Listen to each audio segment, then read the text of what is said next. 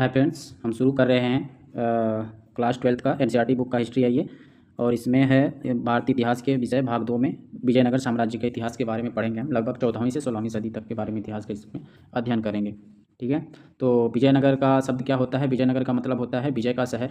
एक शहर और एक साम्राज्य दोनों के लिए प्रयुक्त नाम था ये। ठीक है, इस साम्राज्य की स्थापना 14वीं शताब्दी में की गई थी। यानी विजयनगर साम्राज्य की स्थापना कब की गई थी? तो विजयनगर साम्राज्य की स्थापना 14वीं शताब्दी में की गई थी। ये जब अपने उत्कर्ष पर था तो यह उत्तर में कृष्णा नदी से लेकर प्रायद्वीप के सुदूर दक्षिण तक फैला हुआ था। विजयनगर साम्राज्य जब उत्कर्ष पे था, किस पे था? जब अपने उत्कर्ष पे था, तो उस समय यह विजयनगर साम्राज्य का जो इलाका है ये किस में था? उत्कर्ष पे था। तो उस समय इसका इलाका उत्तर में कृष्णा नदी से लेकर और दक्षिण में सुदूर प्रायद्वीप से लेकर सुदूर दक्षिण तक फैला हुआ था। यानी कि उत्तर में कृष्णा नदी से लेकर प्रायद्वीप के सुदूर दक्षिण तक फैला हुआ था। 1565 में इस पर आक्रमण कर इसे लूटा गया और इसके बाद ये उजड़ गया। यानी इस पर कब आक्रमण किया गया था? 1565 ईस्वी में। यानी कि विजयनगर साम्राज्य कब उजड़ गया था? तो 1565 ईस्वी में यह उजड़ गया था। हालांकि 17वीं और 18वीं शताब्दियों तक यह पूरी तरह से विनष्ट हो गया था। यानी पूरी तरह से विनष्ट यह कब हुआ था? तो 17वीं और 18वीं शताब्दी तक पूरी तरह से विनष्ट हो गया था। फिर भी कृष्ण तुंगबंद्रा द्वार के क्षेत्र पर निवासियों की स्मृति में यह जीवित रहा।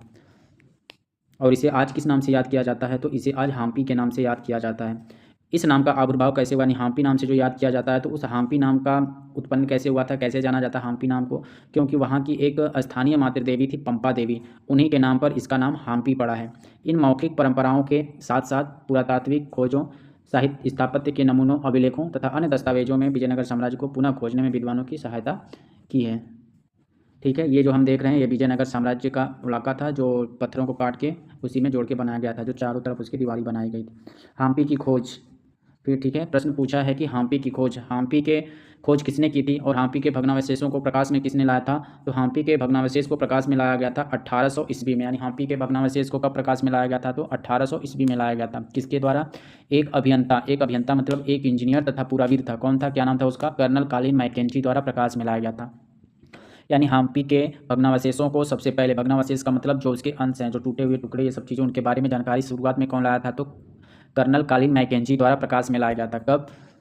1800 ईस्वी में। मैकेंजी उस समय क्या था? तो मैकेंजी उस समय ईस्ट इंडिया कंपनी में कार्यरत था और उसने इस स्थान का पहला सर्वेक्षण मानचित्र तैयार किया था। यानी कि हम्पी के इलाके का पहला सर्वेक्षण मानचित्र किसने तैयार किया था? तो पहला मानचित्र तैयार किया था, सर्वेक्षण मानचित्र कार्लिन मैकेंजी द्वारा किया गया था। ठीक है, उसके द्वारा हासिल शुरुआती जानकारियाँ विरूपाक्ष मंदिर तथा पंपा देवी के पूजा स्थलों के पुरोहितों की स्मृतियों पर आधारित थी।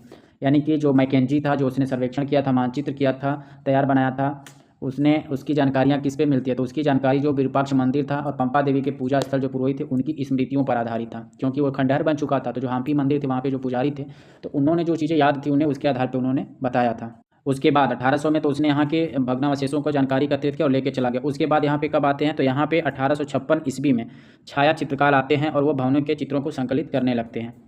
ठीक है, एक घटना और घटती है यहाँ से। अभिलेखों का इकट्ठा करना कब आरंभ किया गया था? तो यहाँ से और हम्पी के अन्य मंदिरों से, ठीक है, अभिलेखों को इकट्ठा करना आरंभ कर दिया गया था 1836 से ही। ठीक है, और यहाँ पे चित्रकारों ने भवनों के जो चित्र संकलित करना शुरू किया था वो 1856 में शुरू किया था।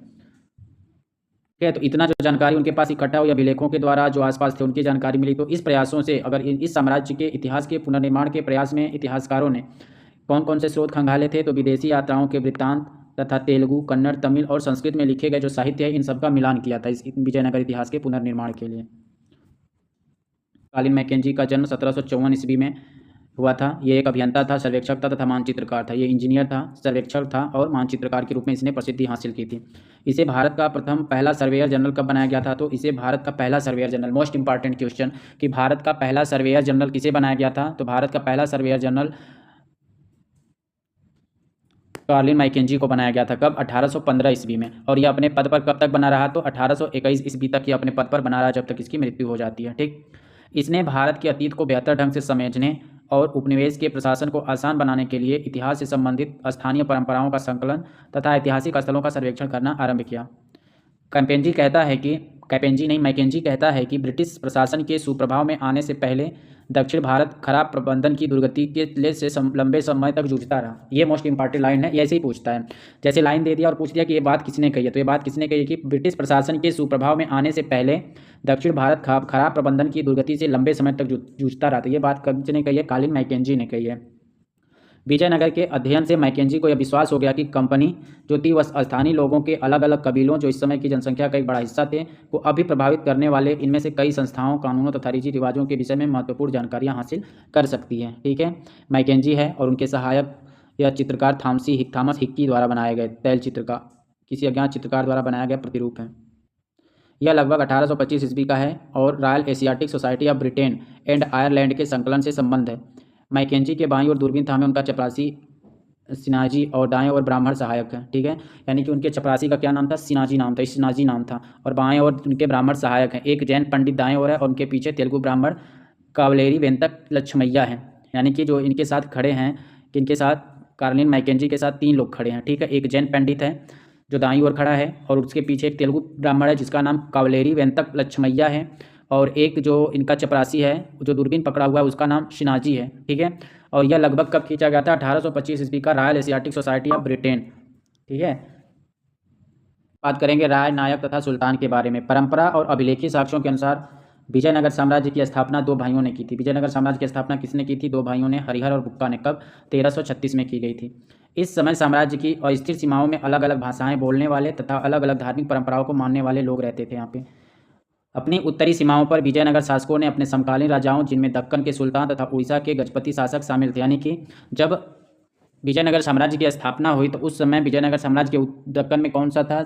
उस समय समकालीन जो थे उत्तरी सीमाओं पर, यानी विजयनगर साम्राज्य के उत्तरी सीमाओं पर दक्कन के सुल्तान थे और उड़ीसा के गजपति शासक शामिल थे। ठीक है, इन दोनों ने इन शासकों से लड़ाई किया था। किसके साथ? विजयनगर के साथ। किस लिए लड़ाई किया था? यहाँ की उर्वर नदी घाटियों तथा लाभकारी विदेश व्यापार से उत्पन्न संपदा पर अधिकार करने के लिए। तो यहाँ प्रश्न बनेगा कि जब विजयनगर साम्राज्य की स्थापना हुई थी उस समय उसके उत्तर में कौन सा शासन था? तो उस समय उसके उत्तर में दिल्ली में दक्कन के सुल्तान थे और उड़ीसा के गजपति शासक शामिल थे। और विजयनगर साम्राज्य के साथ विदेशी व्यापार और जो उर्वर नदी थी उसके लिए लड़ाई हो रहा था। इसके साथ और किन वजह से इनका आदान प्रदान होने लगा था विचारों का? तो इसके पीछे एक रीजन था कि विशेष रूप से स्थापत्य के क्षेत्र में इनके अन्य राज्यों के साथ इनका विचारकों का संपर्क के विचारों का आदान प्रदान होने लगा था। विजयनगर के शासकों ने अवधारणाओं और भवन निर्माण की तकनीकों को ग्रहण किया जिन्हें उन्होंने आगे और विकसित किया। विजयनगर शासकों ने किसको तकनीकों का ग्रहण किया? तो अवधारणाओं और भवन निर्माण की तकनीकों को ग्रहण किया। इस साम्राज्य के कई भाग ने पहले शक्तिशाली राज्यों जैसे तमिलनाडु में चोलों और कर्नाटक में होयसलों के राज्य का विकास देखा था। ठीक है, यानी कि जो यहाँ के जो साम्राज्य स्थापित किए थे कौन कौन? हरिहर और बुक्का ने। इन्होंने पहले किसका साम्राज्य देखा था? तो इन्होंने तमिलनाडु के चोलों का और कर्नाटक में होयसलों के राज्य का विकास देखा था इनका। इन क्षेत्रों के शासक वर्ग ने विशाल मंदिरों जैसे तंजावुर के बृहदेश्वर मंदिर तथा बेलूर के चन्नकेशव मंदिर को संरक्षण प्रदान किया था। यानी कि किसके? तमिलनाडु के, जो अभी हमने पढ़ा कि तमिलनाडु के चोल और कर्नाटक में जो होयसल थे, इन्होंने तंजावुर जो है, तंजावुर का बृहदेश्वर मंदिर और बेलूर का, जो बेलूर का है कर्नाटक में, बेलूर में कर्नाटक में चन्नकेशव मंदिर जो है, इन्होंने इसको संरक्षण प्रदान किया था। कौन?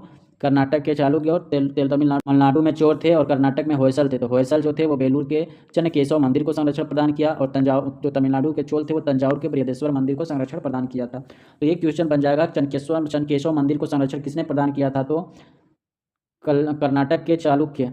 ठीक है, जो बेलूर में था। और चन्नकेशव मंदिर कहाँ था? चन्नकेशव मंदिर बेलूर में था। और तंजावुर के बृहदेश्वर मंदिर को संरक्षण किसने दिया? तो तमिलनाडु के चोलों ने। विजयनगर के शासक जो अपने आप को राय कहते थे, इन्हें इन परंपराओं को आगे बढ़ाया। ठीक है, एक नाम आता है, ये है तंजेश्वर में बृहदेश्वर मंदिर का गोपुरम। ठीक है, गोपुरम का मतलब क्या होता है? गोपुरम का मतलब होता है प्रवेश द्वार। तो तंजावुर का बृहदेश्वर मंदिर कहाँ पे है? तो तंजौर में। बृहदेश्वर मंदिर कहाँ पे है? तंजौर में है। एक वर्ड आता है कर्नाटक साम्राज्यमु। कर्नाटक साम्राज्यमु का मतलब क्या होता है कि जहाँ इतिहासकार विजयनगर साम्राज्य शब्द का प्रयोग करते हैं वहीं समकालीन लोगों ने उसे कर्नाटक साम्राज्यमु की संज्ञा दी। यानी कि इतिहासकार जो हैं वो क्या नाम देते हैं? विजयनगर नाम देते हैं। लेकिन जब विजयनगर का शासन चल रहा था 1336 में, उस समय उसको क्या नाम दिया गया था? तो कर्नाटक साम्राज्यमु नाम दिया गया था उसका। ठीक है, अब बात करेंगे हाथी, घोड़े और लोग। गजपति का शाब्दिक अर्थ क्या होता है? हाथियों का स्वामी। गजपति का शाब्दिक अर्थ क्या होता है? हाथियों का स्वामी। 15वीं शताब्दी में उड़ीसा के एक शक्तिशाली शासक वंश का यही नाम था। ठीक है, विजयनगर की लोक प्रचलित परंपराओं में दक्कन के सुल्तानों को अश्वपति या घोड़ों के स्वामी तथा रायों को नरपति या लोगों के स्वामी की संज्ञा दी जाती है। तो यहाँ पे 3 नाम मिले हैं। कौन कौन से नाम?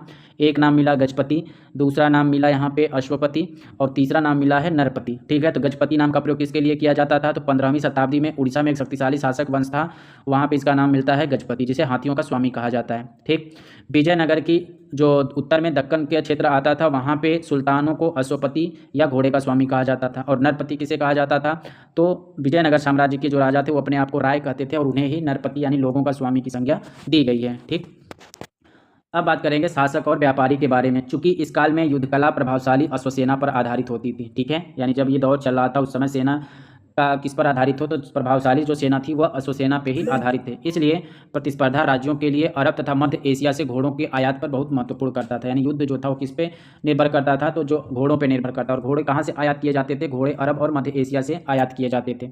यह व्यापार आरंभिक चरणों में अरब व्यापारियों द्वारा नियंत्रित था। व्यापारियों के स्थानीय समूह थे जिन्हें कुदिरई, चिट्टी अथवा घोड़ों के व्यापारी कहा जाता था। यानी कि व्यापारियों के स्थानीय समूह को क्या कहा जाता था, तो विजयनगर साम्राज्य में व्यापारियों के स्थानीय समूह को कुदिरई, चिट्टी अथवा घोड़े का व्यापारी कहा जाता था। यानी व्यापारियों के जो स्थानीय समूह थे वह भी इन विनियमों में भाग लेते थे। ठीक है, में देखने को मिलता है कि 1498 ईस्वी में यहाँ पे पुर्तगाली आके बस गए थे, जिन्होंने व्यापारिक तथा सामरिक केंद्र स्थापित करने का प्रयास किया।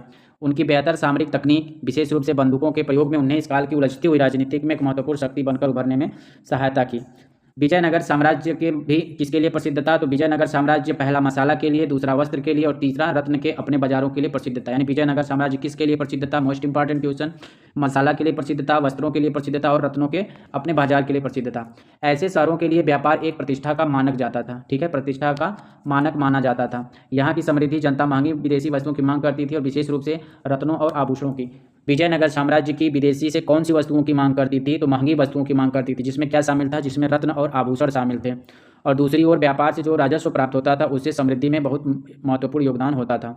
ठीक, अब बात करेंगे राजा और व्यापारी के बारे में। विजयनगर के सबसे प्रसिद्ध शासक कौन थे, तो विजयनगर के सबसे प्रसिद्ध शासक कृष्णदेव राय थे।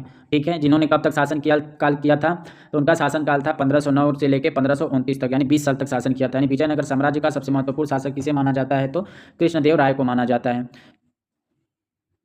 विजयनगर साम्राज्य के जो प्रसिद्ध शासक थे कृष्णदेव राय, उन्होंने शासन कला के विषय में एक पुस्तक लिखी थी और इस पुस्तक का नाम क्या था, अमुक्तमाल्यद था। ठीक है, तो पूछेगा क्वेश्चन, मोस्ट इंपॉर्टेंट क्वेश्चन, यहाँ पे 3-4 क्वेश्चन हो गए। पहला क्वेश्चन कि विजयनगर साम्राज्य का प्रसिद्ध शासक कौन था, तो कृष्णदेव राय था। ठीक, इसका शासनकाल कब है, इसका शासनकाल 1509 से 1529 के ईस्वी के बीच में आता है, यानी 20 साल तक शासन किया था इसने। तीसरा प्रश्न हो गया कि इसने कौन सी पुस्तक लिखी थी, तो कृष्णदेव राय ने अमुक्तमाल्यद नामक पुस्तक लिखी थी। ये अमुक्तमाल्यद पुस्तक किससे संबंधित थी, तो ये शासन कला के विषय से संबंधित थी। इसको किस भाषा में लिखा गया था, तो इसको तेलुगु भाषा में लिखा गया था। इसमें व्यापारियों के विषय में क्या लिखा गया था, तो इसमें व्यापारियों के विषय में लिखा गया था कि एक राजा को अपने बंदरगाहों को सुधारना चाहिए और वाणिज्य को इस प्रकार प्रोत्साहित करना चाहिए कि घोड़ों, हाथियों, रत्नों, चंदन, मोती तथा अन्य वस्तुओं के खुले तौर पर आयात किया जा सके। उसे प्रबंधन करना चाहिए कि उन विदेशी नाविकों जिन्हें तूफानों, बीमारियों या थकान के कारण उनके देश में उतरना पड़ता है, तो भली भांति देखभाल की जा सके। सुदूर देशों के व्यापारियों जो हाथियों और अच्छे घोड़ों का आयात करते हैं, जो रोज़ बैठक में बुलाकर तोहफे देकर तथा उचित मुनाफे की स्वीकृति देकर अपने साथ संबंध करना चाहिए। ऐसे करने पर ये वस्तुएं कभी भी तुम्हारे दुश्मनों तक नहीं पहुंचेंगी। यह बात किसने कही थी, तो यह बात कही थी कृष्णदेव राय ने। ठीक है, विजयनगर राज्य का चरमोत्कर्ष तथा पतन। राजनीति में सत्ता के दावेदारों में शासकीय वंश के सदस्य तथा सैनिक कमांडर शामिल थे। पहले राजवंश जो संगम वंश कहलाता था, यानी विजयनगर साम्राज्य का पहला वंश कौन था, तो संगम वंश था। इसने कब तक नियंत्रण रखा था, तो संगम वंश ने 1485 ईस्वी तक नियंत्रण रखा था। यानी विजयनगर साम्राज्य 1356 में स्थापित होता है और ये किसके साथ स्थापित होता है, संगम वंश के साथ। ठीक है, और कब तक चलता है, ये 1485 ईस्वी तक नियंत्रण रखता है इस पर संगम वंश। उन्हें सुलभों ने उखाड़ फेंका था, यानी संगम वंश को किसने हराया था, तो संगम वंश को सुलभों ने उखाड़ फेंका था। ठीक, जो सैनिक कमांडर थे और वे 1503 तक सत्ता में रहे, यानी कि सुलभ जो थे वो क्या थे, वो सैनिक सत्ता में थे, इसलिए उन्होंने किसको उखाड़ फेंका, संगमों को उखाड़ फेंका। और कब तक शासन किया उन्होंने 1503 तक शासन किया था। ठीक, इसके बाद तुलबों ने शासन किया था। ठीक है, यानी कि 3 वंश ने शासन किया, संगम वंश, सुलभ वंश और तुलभ वंश। संगम वंश शासन किया 1356 से 1485 और सुलभ वंश शासन किया 1485 से 1503। और इसके बाद कौन शासन करता है, तुलु वंश करता है। तो कृष्णदेव राय का संबंध किस वंश से था, तो कृष्णदेव राय का संबंध तुलु वंश से संबंध था। ठीक, तो विजयनगर साम्राज्य में कितने शासनकाल हुए, तो विजयनगर साम्राज्य में हुए थे 4 शासनकाल। 3 तो मेन थे, संगम वंश था, सालू वंश था। ठीक है, कौन कौन से थे, 3 तो मेन थे इसमें। एक था संगम वंश, कौन था, एक था संगम वंश था। ठीक है, एक था सालू वंश था। ठीक, और एक था तुलु वंश था और एक था अरावेडु वंश था। ठीक है, कौन था, अरावेडु वंश था। संगम वंश का शासनकाल 1336 से और 1485। ठीक है, 1485। इसमें का मेन शासक कौन था? हरिहर एवं बुक्का था। और संगम वंश का अंतिम शासक कौन था? विरूपाक्ष द्वितीय था। सालू वंश का शासन कब से होता है? 1485 से 1503 ईस्वी तक माना जाता है यहाँ पे, ठीक है। तो 1503 ईस्वी तक यहाँ पे रहे थे। उसका शासक स्थापक कौन था? नरसिंह था। और अंतिम शासक सालू वंश का था इमाड़ी नरसिंह था। तुलु वंश कब सत्ता में आता है? 1503 में। कब तक रहता है? 1565 तक, ठीक है। और तुलु वंश का संस्थापक वीर नरसिंह था और अंतिम शासक सदाशिव राय था। अरावेडू उसके बाद आता है। अरावेडू कब शासन आता है? 1565 से 1616 तक। अरावेडू का संस्थापक कौन था? तिरुमल। और अंतिम शासक श्रीरंग तृतीय था, ठीक है। तो ये थोड़ी नॉर्मल जानकारी थी। अब बढ़ते हैं आगे। तो कृष्णदेवराय का संबंध किस वंश से था? तो कृष्णदेवराय का संबंध तुलु वंश से था। कृष्णदेवराय के शासन की चारित्रिक विशेषता विस्तार और दृढ़ीकरण था। इसी काल में तुंगभद्रा और कृष्णा नदियों के बीच का क्षेत्र हासिल किया गया। यानी किसके काल में तुंगभद्रा और कृष्णा नदियों के बीच का क्षेत्र हासिल किया गया था? वो राजा था कृष्णदेव राय, ठीक है, जो तुलीय वंश का शासक था, जिसे रायचूर दोआब भी कहा जाता है। रायचूर दोआब को कब हासिल किया गया था? 1512 ईस्वी में। उड़ीसा के शासकों का दमन किया गया 1514 ईस्वी में। तथा बीजापुर के सुल्तान को बुरी तरह से पराजित किया गया कब? 1520 ईस्वी में। तो ये मोस्ट इंपॉर्टेंट क्वेश्चन है। यानी 1512 ईस्वी में रायचूर दोआब हासिल किया गया। उड़ीसा के शासकों का दमन किया गया 1514 में। और बीजापुर के सुल्तान को बुरी तरह से पराजित किया गया 1520 में। हालांकि राज्य हमेशा सामरिक रूप से तैयार रहता था, लेकिन फिर भी अतुलनीय शांति और समृद्धि की स्थितियों में फला फूला। कुछ बेहतरीन मंदिरों के निर्माण, कई महत्वपूर्ण दक्षिण भारतीय मंदिरों में भव्य गोपुरमों को जोड़ने का श्रेय कृष्णदेव को ही जाता है। यानी कि दक्षिण भारतीय मंदिरों में भव्य गोपुरम जोड़ने का श्रेय किसको जाता है? तो कृष्णदेव को जाता है, यानी कृष्णदेव राय को जाता है।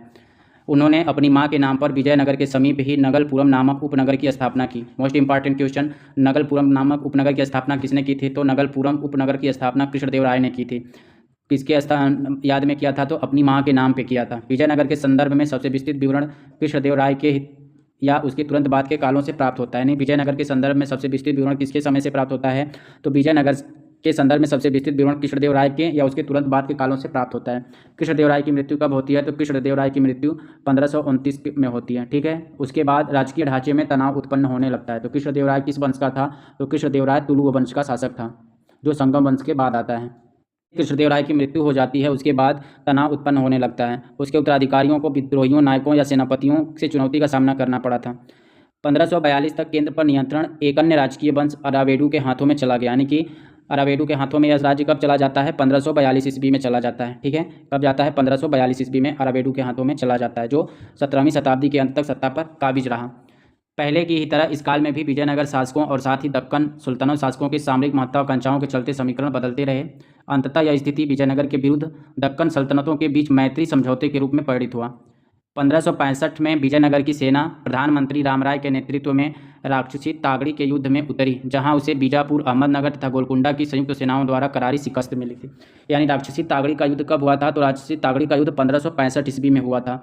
इसको किस नाम से जानते हैं? तो राक्षसी तागड़ी के युद्ध को तालीकोटा युद्ध के नाम से भी जाना जाता है, ठीक है। राक्षसी तागड़ी का युद्ध किसके नाम से जाना जाता है? तो तालीकोटा के युद्ध के नाम से जाना जाता है। इसकी लड़ाई किसके साथ हुई? तो 1565 में विजयनगर के सेना प्रधानमंत्री रामराय के साथ और बीजापुर, अहमदनगर तथा गोलकुंडा की संयुक्त सेनाओं द्वारा हुआ था, जिसमें विजयनगर के प्रधानमंत्री रामराय की हार हुई थी। विजयी सेनाओं ने विजयनगर शहर पर धावा बोलकर उसे लूटा। कुछ वर्षों के भीतर यह शहर पूरी तरह से उजड़ गया। अब साम्राज्य का केंद्र पूर्व की ओर स्थानांतरित हो गया, जहां अराविडू राजवंश ने पेनुकोंडा से और बाद में चंद्रगिरी से शासन किया था। चंद्रगिरी कहाँ है? तिरुपति के समीप है, ठीक है। अराविडू राजवंश ने कहाँ से शासन किया? तो पेनाकोंडा से, और बाद में कहाँ शासन किया? तो चंद्रगिरी से शासन किया। हालांकि विजयनगर शहर के विध्वंस के लिए सुल्तानों की सेनाएं उत्तरदायी थे, फिर भी सुल्तानों और रायों के संबंध धार्मिक भिन्नताएं होने पर भी हमेशा या अपरिहार्य रूप से शत्रुता नहीं थी। शत्रुता हर समय नहीं देखने। उदाहरण के लिए कृष्णदेव राय ने सल्तनतों में सत्ता के कई दावेदारों का समर्थन किया था। यवन राज्य की स्थापना करने वाला, यानी कि सल्तनत में सत्ता के कई दावेदारों का समर्थन किया था, जैसे यवन राज्य की स्थापना करने वाला विरुद्ध धारण करने का गौरव महसूस किया, ठीक है। किसने यवन राज्य की स्थापना करने वाला विरुद्ध धारण किसने धारण किया? तो कृष्णदेव राय ने धारण किया था। इसी प्रकार बीजापुर के सुल्तान ने कृष्णदेव राय की मृत्यु के पश्चात विजयनगर में उत्तराधिकारी के विवाद को सुलझाने के लिए हस्तक्षेप किया था। यानी कि कृष्णदेव राय की मृत्यु, बीजापुर के सुल्तान ने जब कृष्णदेव राय की मृत्यु हुई थी तो उसके पश्चात उसने विजयनगर में उत्तराधिकार के विवाद को सुलझाने के लिए हस्तक्षेप किया था। वास्तव में विजयनगर शासकों और सल्तनतें दोनों ही एक दूसरे के स्थायित्व को निश्चित करने की इच्छुक थी। यह रामराय की जोखिम भरी नीति थी, जिसके अनुसार उसने एक सुल्तान को दूसरे के विरुद्ध करने की कोशिश की, किंतु ये सुल्तान एक हो गए और उन्होंने इसे निर्णायक रूप से पराजित कर दिया था। यवन संस्कृत भाषा का शब्द है जिसका प्रयोग यूनानियों तथा उत्तर पश्चिम से उपमहाद्वीप में आने वाले अन्य लोगों के लिए किया जाता है। तो जो यवन की बात होती है, यवन राज्य की स्थापना करने वाला, तो यह सुल्तान के लिए प्रयोग किया गया था। और किसने किया था? कृष्णदेव राय ने किया था इसे। तो कृष्णदेव राय के समय मित्रता अच्छी थी। बिगड़ती किसके समय है? तो राम राय के समय। राम तथा नायक साम्राज्य में शक्ति का प्रयोग करने वालों में सेना प्रमुख होते थे, जो सामान्यतः किलों पर नियंत्रण रखते थे और जिनके पास सशस्त्र समर्थक होते थे। ये प्रमुख आमतौर पर एक स्थान से दूसरे स्थान तक भ्रमणशील रहते थे और कई बार बचने के लिए उपजाऊ भूमि की तलाश में किसान भी उनका साथ देते थे। इन प्रमुखों को नायक कहते थे और ये आमतौर पर तेलुगु या कन्नड़ भाषा बोलते थे। कई नायकों ने विजयनगर शासक की प्रभुसत्ता के आगे समर्पण किया था, पर ये अक्सर विद्रोह कर देते थे और इन्हें सैनिक कार्रवाई के माध्यम से ही बस में किया जाता था। किसको? नायक को। राय तथा नायक। अमर नायक प्रणाली विजयनगर साम्राज्य की एक प्रमुख राजनीतिक खोज थी। ठीक है, विजयनगर साम्राज्य की एक प्रमुख राजनीतिक खोज की क्या थी? तो अमर नायक प्रणाली थी।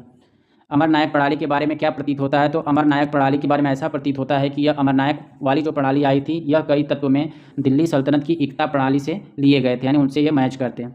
अमर नायक सैनिक जो थे वो कमांडर थे, जिन्हें राय द्वारा प्रशासन के लिए राज्य क्षेत्र दिए जाते थे। ठीक है, ये अमर नायक क्या होते थे? तो विजयनगर साम्राज्य के सैनिक कमांडर थे। कौन? अमर नायक, जिन्हें राय द्वारा प्रशासन के लिए राज्य क्षेत्र दिए जाते थे। वे किसानों, शिल्पकर्मियों तथा व्यापारियों से भू राजस्व तथा अन्य कर वसूलते थे। यानी ये किसे कर वसूलते थे? किसानों से, शिल्पकर्मियों से तथा व्यापारियों से भू राजस्व तथा अन्य कर वसूलते थे। वे राजस्व का कुछ भाग व्यक्तिगत उपभोग तथा घोड़ों और हाथियों के निर्धारित दल के रखरखाव के लिए अपने पास रख लेते थे। ये दल विजयनगर शासकों को एक प्रभावी सैनिक शक्ति प्रदान करने में सहायक होते थे, जिनकी मदद से विजयनगर साम्राज्य ने पूरे दक्षिणी प्रायद्वीप को अपने नियंत्रण में किया था। राजस्व का कुछ भाग मंदिरों तथा सिंचाई के साधनों के रखरखाव के लिए खर्च किया जाता था। यानी कि जो ये राजस्व वसूलते थे, किससे? किसानों से, शिल्पकारियों से तथा व्यापारियों से भू राजस्व तथा इसके अलावा अन्य कर वसूले जाते थे। और इस राजस्व का कुछ भाग व्यक्तिगत उपयोग के लिए तथा कुछ भाग घोड़ों और हाथियों के निर्धारित दल के रखरखाव के लिए, और राजस्व का कुछ भाग जो होता था वह मंदिरों तथा सिंचाई के साधनों के रखरखाव के लिए खर्च किया जाता था। अमर नायक जो था वह राजा को वर्ष में एक बार भेंट भेजा करते थे। ठीक है, एक बार भेंट भेजा करते थे और अपनी स्वामी भक्ति प्रकट करने के लिए राजकीय दरबार में उपहारों के साथ स्वयं उपस्थित हुआ करते थे। राजा कभी कभी उन्हें एक से दूसरे स्थान पर स्थानांतरित कर उन पर अपना नियंत्रण दर्शाता था, पर 17वीं शताब्दी में इनमें से कई नायकों ने अपने स्वतंत्र राज्य स्थापित कर लिए। इस कारण केंद्रीय राजकीय ढांचे का विघटन तेजी से होने लगा था। अमर शब्द का आविर्भाव मान्यतानुसार संस्कृत शब्द समर से हुआ है, जिसका अर्थ है लड़ाई या युद्ध। यह फारसी शब्द अमीर से भी मिलता जुलता है, जिसका अर्थ होता है ऊंचे पद का कुलीन व्यक्ति। नायक शक्ति के केंद्र कौन कौन थे? तो नायक शक्ति के केंद्र थे चंद्रगिरी, मदुरई, इक्केरी, तंजाउर तथा मैसूर। ये नायक शक्ति के केंद्र थे। कौन कौन से क्षेत्र थे? चंद्रगिरी था, मदुरई था, इक्केरी था, तंजाउर था तथा मैसूर था। ये 5 क्षेत्र जो हैं ये सभी नायकों के शक्ति केंद्र थे। बात करेंगे विजयनगर राजधानी तथा उसके परिप्रदेश। अब हम उस समय के सबसे प्रसिद्ध शहरों में से एक विजयनगर की ओर रुख करते हैं। अधिकांश राजधानियों की तरह ही यह भी एक विशिष्ट भौतिक रूपरेखा तथा स्थापत्य शैली से अभिलक्षित थी।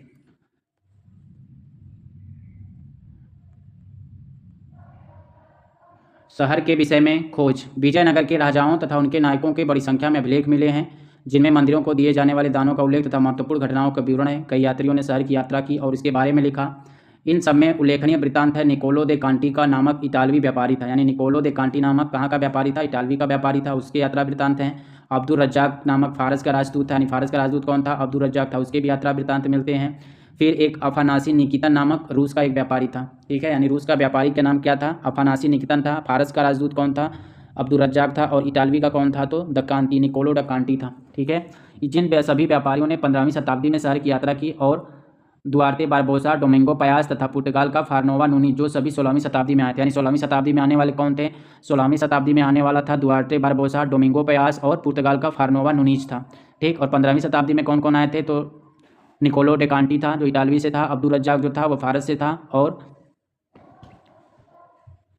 अफानासी निकितन जो रूस का व्यापारी था। ये सब 15वीं शताब्दी में आए थे। विशाल फैला हुआ शहर। विशाल फैला हुआ शहर के बारे में कौन बताता है? तो डोमिंगो पयास बताता है। डोमिंगो पयास क्या लिखता है? डोमिंगो पयास लिखता है कि इस शहर का परिमाप मैं यहाँ नहीं लिख रहा हूँ, क्योंकि यह एक स्थान से दूसरे स्थान तक देखा नहीं जा सकता था, पर मैं एक पहाड़ पर चढ़ा जहाँ से मैं इसका एक बड़ा भाग देख पाया। मैं इसे पूरी तरह से नहीं देख पाया क्योंकि यह कई पर्वत श्रृंखलाओं के बीच स्थित है। वहाँ से मैंने देखा तो वह मुझे रोम जितना विशाल प्रतीत हुआ और देखने में अत्यंत सुंदर। इसमें पेड़ों के कई उपवन हैं, आवासों के बगीचे हैं तथा पानी की कई नलियाँ हैं जो इसमें आती हैं, तथा कई स्थानों पर झीलें हैं, तथा राजा के महल के समीप ही खजूर के पेड़ों का बगीचा तथा अन्य फल प्रदान करने वाले वृक्ष थे। ये किसने कहा था? तो डोमिंगो पयास ने कहा था। तो मेन इसमें एक लाइन जो आएगी मोस्ट इम्पॉर्टेंट, कि रोम जितना विशाल प्रतीत हुआ। तो ये वर्णन किया है कि विजयनगर साम्राज्य की तुलना रोम साम्राज्य से यानी रोम जैसे विशाल साम्राज्य से प्रतीत किसने बताया था? डोमिंगो पेयास ने बताया था। जल संपदा के बारे में विजयनगर की भौगोलिक स्थिति के विषय में सबसे चौंकाने वाला तथ्य तुंगभद्रा नदी द्वारा यहाँ निर्मित एक प्राकृतिक कुंड है। ठीक है, यहाँ पे निर्मित एक प्राकृतिक कुंड है। किस नदी से निर्मित है? तो तुंगभद्रा नदी से निर्मित। यह नदी उत्तर पूर्व दिशा में बहती है, यानी तुंगभद्रा नदी किधर बहती है? तुंगभद्रा नदी उत्तर पूर्व दिशा में बहती है। आसपास का भूदृश्य रमणीय ग्रेनाइट की पहाड़ियों से परिपूर्ण है। यहाँ पे कौन सी पहाड़ियाँ हैं? तो ग्रेनाइट से परिपूर्ण पहाड़ियाँ यहाँ पे, जो शहर के चारों ओर करधनी का निर्माण करती सी प्रतीत होती हैं। ठीक है, यानी कि करधनी जैसे ऐसे ग्रेनाइट है, पूरा गोल तरफ से हम कमर में बांधते हैं ना, तो वैसे प्रतीत होता है ग्रेनाइट की पहाड़ियाँ। इन पहाड़ियों से कई जलधाराएं आकर नदी में मिलती हैं। कौन सी पहाड़ियों से? ग्रेनाइट की पहाड़ियों से। कौन सी नदी है? तुंगभद्रा नदी। किधर बहती है? उत्तर पूर्व दिशा में बहती है। लगभग सभी धाराओं के साथ साथ बांध बनाकर अलग अलग आकारों में हौज बनाए गए थे। चूंकि यह प्रायद्वीप के सबसे शुष्क क्षेत्रों में से एक था, इसलिए पानी के संचयन और इसे शहर तक ले जाने के व्यापक प्रबंधन करना आवश्यक था। ऐसे सबसे महत्वपूर्ण हौजों में एक का निर्माण 15वीं शताब्दी के आरंभिक वर्षों में हुआ था, जिसे आज कमलपुरम जलाशय कहा जाता है। यानी कमलपुरम जलाशय कहाँ पे मिलता है? तो विजयनगर साम्राज्य में आता है। इस हौज से पानी से न केवल आसपास की खेतों की सिंचाई की जाती थी, बल्कि इसे एक नहर के माध्यम से राजकीय केंद्र तक भी ले जाया गया था। सबसे महत्वपूर्ण जल संबंधी संरचनाओं में एक थी हिरिया नहर। कौन सी थी? हिरिया नहर। हिरिया नहर को आज भी वहाँ के पुरावशेषों में बीच देखा जा सकता है। इस नहर में तुंगभद्रा पर बने बांध से पानी लाया जाता था और इसे धार्मिक केंद्र से शहरी केंद्र को अलग करने वाली घाटी को सिंचित करने में प्रयोग किया जाता था। यानी कि किसके द्वारा? विजयनगर में जो धार्मिक केंद्र था और शहरी केंद्र के बीच जो अलग करने वाली घाटी थी, उसको सींचने का काम किस नहर के द्वारा किया जाता था? तो हिरिया के नहर के द्वारा किया जाता था इसका प्रयोग। संभवतः इसका निर्माण संगम वंश के राजाओं द्वारा करवाया गया था। यानी हिरिया वंश का निर्माण किस वंश के राजा के द्वारा किया गया था? तो हिरिया नदी का निर्माण, हिरिया नहर का निर्माण संगम वंश के राजाओं द्वारा किया गया था। हौज के बारे में बात करें तो कृष्ण राय द्वारा बनवाए गए जलाशय के विषय में पेश लिखता है। डोमिंगो पेश लिखता है किसके? कृष्णदेव राय द्वारा बनवाए गए जलाशय के विषय में। राजा ने एक जलाशय बनवाया दो पहाड़ियों के मुख बीबर पर, जिससे दोनों में से किसी पहाड़ी से आने वाला सारा जल वहाँ इकट्ठा हो। इसके अलावा 9 मील लगभग 15 किलोमीटर से भी अधिक की दूरी से पाइपों से आता है, जो बाहरी श्रृंखला के निचले हिस्से के साथ साथ बनाए गए थे। यह जल एक झील से लाया जाता था, जो छलकाव से खुद एक छोटी सी नदी में मिलता है। जलाशय में 3 विशाल स्तंभ बने हैं, जिन पर खूबसूरती से चित्र उकेरे गए हैं। ये ऊपरी भाग में कुछ पाइपों से जुड़े हुए हैं, जिनमें से ये अपने बगीचों तथा धान के खेतों की सिंचाई के पानी लाते हैं। इस जलाशय को बनाने के लिए राजा ने एक पूरी पहाड़ी को तुड़वा दिया।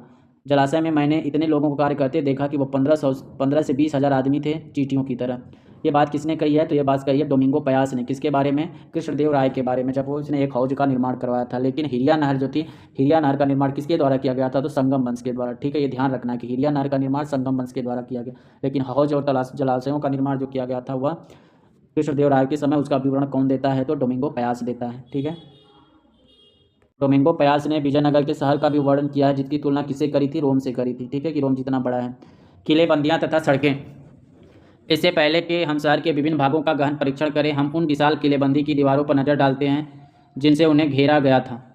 15वीं शताब्दी में फारस के शासक द्वारा कालिकट भेजा गया दूत अब्दुल रज्जाक किलेबंदी से बहुत प्रभावित हुआ और उसने दुर्गों की 7 पंक्तियों का उल्लेख किया है। देखो यहाँ पे 2-3 चीज़ें हमें कंफ्यूज इसलिए करेंगे क्योंकि क्वेश्चन में ना डायरेक्ट पूछता है कि कौन सा विवरण किसने दिया था। डोमिंगो पयास के बारे में देखें। डोमिंगो पयास ने विजयनगर साम्राज्य की तुलना रोम से की थी। विशाल साम्राज्य बताया था कि विशाल है उसी की तरह, और फिर इसके नहरों के बारे में और जलाशयों के बारे में वर्णन किया। किसने किया था? डोमिंगो पयास ने किया था। प्यास लगी थी उसको, इसलिए वो जलाशय के बारे में बात किया। डोमिंगो प्यासा था, उसको प्यास लगी थी, इसलिए उसने जलाशय के बारे में बात किया और रोम के विशाल साम्राज्य के बारे में बात किया और बता रहा था कि यहाँ से पाइपें बिछी हुई थी। किसने कहा? डोमिंगो पयास। अब नाम आता है अब्दुल रज्जाक का नाम आता है। वह किससे प्रभावित था? अब्दुल रज्जाक जो था वो किलेबंदी से प्रभावित था। किलेबंदी से क्यों प्रभावित था? कि अब्दुल रज्जाक कहाँ का है? तो भाई वैसे तो हम याद कर रहे हैं, रियलिटी में जो अब्दुल रज्जाक आया था वो फारस का रहने वाला था। उसको कौन से राजा ने भेजा था? तो उसको 15वीं शताब्दी में फारस के शासक द्वारा भेजा गया था। ठीक है, तो किलेबंदी को देख के किलेबंदी को प्रभावित क्यों होता है? क्योंकि अब्दुल रज्जाक पाकिस्तान से जब भारत में आता है तो किलेबंदी की गई रहती है ना, तो उसको सब देख के आना पड़ता है कि नहीं भाई इतना हम इधर छेका गया, किलाबंदी ये किया गया, ध्यान देख। तो वैसे जो अब्दुल रज्जाक था वो आता है तो विजयनगर साम्राज्य की किलेबंदी का विवरण देखता है, बहुत प्रभावित था। और उसने दुर्गों की 7 पंक्तियों का उल्लेख किया, यानी कि दुर्गों की कितनी पंक्तियों का। मोस्ट इंपॉर्टेंट क्वेश्चन कि अब्दुल रज्जाक जो आया था वो विजयनगर साम्राज्य के दुर्गों का उल्लेख किया है, तो वो दुर्गों में कितनी पंक्तियों का उल्लेख किया? तो 7 पंक्तियों का उल्लेख किया है। इनमें से न केवल शहर को बल्कि कृषि में प्रयुक्त आसपास के क्षेत्रों तथा जंगलों को भी घेरा गया था। उसके कहने का मतलब था कि उसको केवल शहर को ही नहीं घेरा गया, तो उसको कृषि क्षेत्र से भी घेरा गया था, शहर को भी घेरा गया, तो माल को भी घेरा था, दुर्गों से सबको घेरा गया था। सबसे बाहरी दीवार शहर के चारों ओर बनी पहाड़ियों को आपस में जोड़ती थी। यह विशाल राजकीय संरचना थोड़ी सी कैसी थी? सुंडाकार थी। ये मोस्ट इंपॉर्टेंट क्वेश्चन है कि जो उसकी संरचना थी यानी बाहरी दीवार पहाड़ियों से जोड़ी गई थी, तो उसकी एक ऐसी संरचना कैसी बनती थी, तो उसकी यह संरचना सुंडो जैसी बनती थी, किसी सुंडाकार जैसे बनती थी। गारे या जोड़ने के लिए किसी भी वस्तु का निर्माण में कभी प्रयोग नहीं किया गया था। कहने का मतलब कौन कह रहा है, दुर्गों के बारे में। तो दुर्गों के बारे में कौन बता रहा है, तो अब्दुल रज्जाक बता रहा है। वो कह रहा है कि गारे या जोड़ने के लिए किसी भी वस्तु का निर्माण में कहीं भी प्रयोग नहीं किया गया। पत्थर के टुकड़े फनाकार थे। पत्थर के टुकड़े कैसे थे, फनाकार थे, इसलिए एक दूसरे में आसानी से फंसा दिए गए थे। दीवारों के अंदर का भाग मिट्टी और मलबे के मिश्रण से बना हुआ था। वर्गाकार तथा आयताकार बुर्ज बाहर की ओर निकले हुए थे। जो बुर्ज थे वह वर्गाकार दाताकार थे, जो बाहर की ओर निकले हुए थे। इस किलेबंदी की सबसे महत्वपूर्ण बात यह है कि इसमें खेतों को भी घेरा गया था। अब्दुल रज्जाक लिखता है कि पहली, दूसरी और तीसरी दीवारों के बीच जुते हुए खेत, बगीचे तथा आवास हैं। वो क्या कह रहा है, पहली, दूसरी, तीसरी दीवारों के बीच क्या क्या है, पहली, दूसरी और तीसरी दीवारों के बीच जुते हुए खेत, बगीचे तथा आवास हैं। ये क्यों बता रहा है, तो ये बता रहा, अब्दुल रज्जाक बता रहा है कि यहाँ पे कैसे कैसे जाना। भाई जब सब कुछ पड़ताल कर लेगा तब ना कि किधर घेरा गया है, माल किधर है, घास का मैदान किधर है, खेती किधर है, तभी तो अटैक करेगा आके यहाँ पे। तो इसीलिए वो सब चीज़ों को वो ध्यान से देख रहा है। तो ये सब चीज़ों के बारे में वर्णन कौन दे रहा है, तो अब्दुल रज्जाक दे रहा है, ठीक है। और पेस कहता है, पेस देखो इसमें भी घुसा है, डोमिंगो पेस। डोमिंगो पेस क्या कहता है कि इस पहली परिधि में शहर में प्रवेश करने तक की दूरी बहुत है, जिसमें खेत हैं जहाँ विधान उगाते हैं और कई उद्यान हैं, और बहुत जल्द जो दो झीलों से लाया जाता है। इन कथनों का आज के पुरातत्वियों द्वारा पुष्टि की गई, जिन्होंने धार्मिक केंद्र तथा नगरीय केंद्र के बीच एक कृषि क्षेत्र के साक्ष्य निकाले हैं, ठीक है। यानी कि एक धार्मिक केंद्र और एक नगरीय केंद्र के बीच एक कृषि क्षेत्र के होने की पुष्टि की गई है, ठीक है। यह क्षेत्र एक व्यापारिक नगर प्रणाली के माध्यम से सींचा जाता था, जिसमें तुंगभद्रा से जल लाया जाता था। आपके विचार में कृषि क्षेत्र को किलेबंद भूभाग में क्यों समाहित किया जाता है? अक्सर मध्यकालीन घेराबंदी का मुख्य उद्देश्य प्रतिपक्ष को खाद्य सामग्री से वंचित कर समर्पण के लिए बाध्य करना होता था। ये घेराबंदियां कई महीनों और यहाँ तक कि कई वर्षों तक चल सकती थी। आमतौर पर शासक ऐसी परिस्थितियों से निपटने के लिए किलेबंद क्षेत्रों के भीतर ही विशाल अन्नागार का निर्माण करते थे। आमतौर पर शासक ऐसी परिस्थितियों से निपटने के लिए किलेबंद क्षेत्रों के भीतर ही विशाल अन्नागार का निर्माण करवाते थे। विजयनगर के शासक को पूरे कृषि भूभाग को बचाने के लिए आर्थिक मांगे तथा व्यापक नीति दे दी गई थी। दूसरी, किलेबंदी नगरीय केंद्र के आध्यात्मिक आंतरिक भागों के चारों ओर बनी हुई थी। किलेबंदी की नगरीय केंद्र के किधर बनी होती थी, तो आंतरिक भाग के चारों ओर बनी हुई थी। तीसरी से शासकीय केंद्र को घेरा गया था। एक मिनट। दुर्ग में प्रवेश के लिए अच्छी तथा सुरक्षित प्रवेशद्वार थे, जो शहर को मुख्य सड़कों से जोड़ते थे। प्रवेशद्वार विशिष्ट स्थापत्य के नमूने थे, जो अक्सर उन संरचनाओं को परिभाषित करते थे जिनमें प्रवेश को भी नियंत्रित करें। किलेबंदी बस्ती में जाने के लिए प्रवेश द्वार पर बनी मेहराब और साथ ही द्वार के ऊपर बनी गुंबद तुर्की सुल्तानों द्वारा प्रवर्तित स्थापत्य के चारित्रिक तत्व माने जाते थे। कला इतिहासकार जो थे इस शैली को इंडो इस्लामिक शैली कहते हैं, यानी कि तुर्की सुल्तानों द्वारा जो प्रवर्तित स्थापत्य के चारित्रिक तत्व यहाँ पे पाए जाते हैं, तो जो इतिहासकार थे इनको किस नाम से देते हैं, तो इसको इंडो इस्लामिक शैली का नाम देते हैं, क्योंकि इसका विकास विभिन्न क्षेत्रों के स्थानीय स्थापत्य की परंपराओं के साथ संपर्क से हुआ था। पुरातत्वविदों ने शहर के अंदर की तथा वहाँ से बाहर जाने वाली सड़कों का अध्ययन किया। इनकी पहचान प्रवेश द्वार से होकर जाने वाले रास्तों के अनुरूप तथा फर्श वाली लड़कों से सजा खोजों से होगी। अनुरेखण तथा फर्श वाली सड़कों की खोजों से की गई। सड़कें सामान्यतः पहाड़ी भूभाग से बचकर घाटियों से होकर ही इधर उधर घूमती थी। सबसे महत्वपूर्ण सड़कों में से कई मंदिर के प्रवेश द्वार से आगे बढ़ी हुई और इनको दोनों ओर बाजार थे।